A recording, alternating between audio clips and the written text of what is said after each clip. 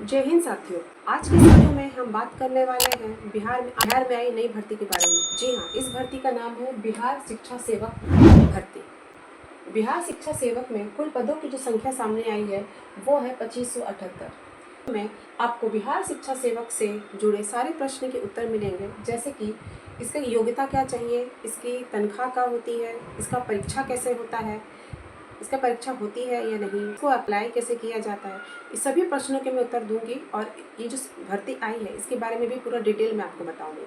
तो अगर आप मेरे चैनल पर नया है तो चैनल को सब्सक्राइब कर लीजिए। बिहार में आई सारी नई भर्तियों के बारे में इस चैनल में बताया जाता है।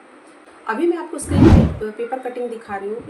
ये हिंदुस्तान पेपर का पेपर कटिंग है, जिसमें साफ साफ लिखा हुआ है कि बिहार शिक्षा विभाग ने 2578 पदों के लिए शिक्षा टोला की भर्ती के लिए मंजूरी दे दिया है। तो जो लोग भी इसमें टोला सेवक या शिक्षा सेवक की भर्ती में बहाली होना चाहते हैं, उन लोग के लिए बहुत ही सुनहरा मौका है। शिक्षा सेवक का काम जो हमारे अल्पसंख्यक समुदाय है, जो हमारे दलित समुदाय है, वहाँ के बच्चों को शिक्षा में आगे लेके जाना, वहाँ की शिक्षा को दुरुस्त करना। इसलिए बिहार सरकार ने टोला सेवक, जो कि पहले टोला सेवक के नाम से जाने जाते थे, उनका नाम बदल के अब शिक्षा सेवक कर दिया गया है। तो इन लोगों का काम है कि हमारे जितने भी दलित जगह है, प्रखंड है, जिला है, जितने भी यहाँ के जो दलित के जो बच्चे हैं, उन लोग को उस सरकारी केंद्र में जो जितने भी उत्थान केंद्र, जो तालीम मरकज केंद्र होते हैं, वहाँ उनके बच्चों को दाखिला कराना, उनको पढ़ाना लिखाना, उनको समाज में पढ़ाई के समाज में आगे लाना। इस भर्ती में जो योग्यता चाहिए वो है 10वीं पास। इनकी जो तनख्वाह होती है वो होती है 12,000।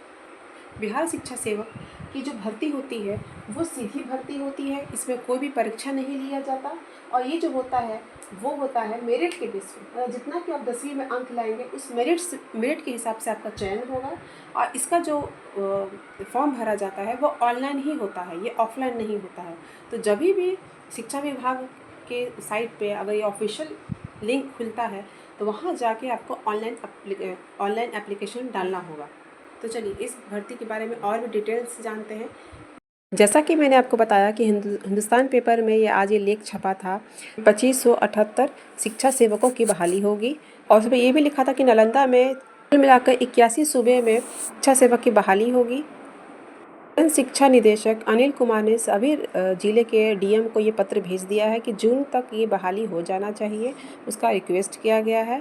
और इसमें ये भी लिखा गया कि नालंदा जिला के उत्थान केंद्रों में 54, तो तालीम मरकज केंद्रों में 27, कुल मिलाकर 81 से शिक्षा सेवकों की बहाली होनी है।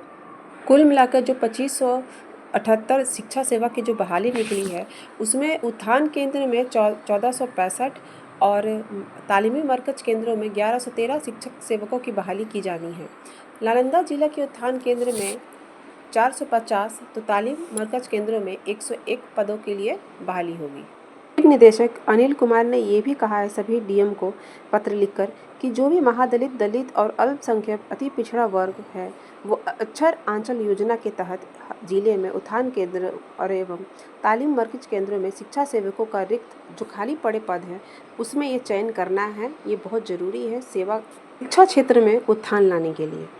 आपकी जानकारी के लिए बता दें कि ये जो बहाली है वो पहले भी हुई थी, कुछ जिलों में ये पूरी हो गई थी, लेकिन कुछ 10-12 जिलों में रह गई थी लोकसभा चुनाव की वजह से। लेकिन क्योंकि अब लोकसभा चुनाव पूरा हो चुका है इसलिए बाकी बचे हुए रिक्त पदों को अब भरा जाएगा।